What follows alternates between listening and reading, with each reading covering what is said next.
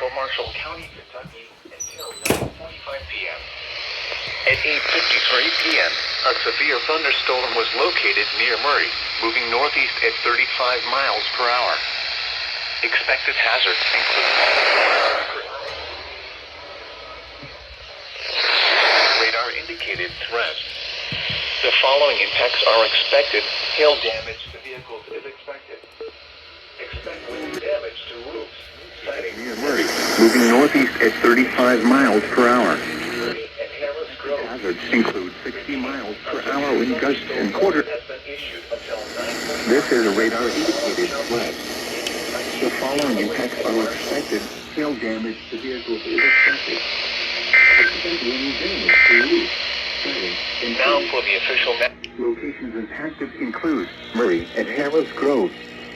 Repeating, a severe thunderstorm warning has been issued until 9:45 p.m. for the following counties in Kentucky, Callaway, and Marshall.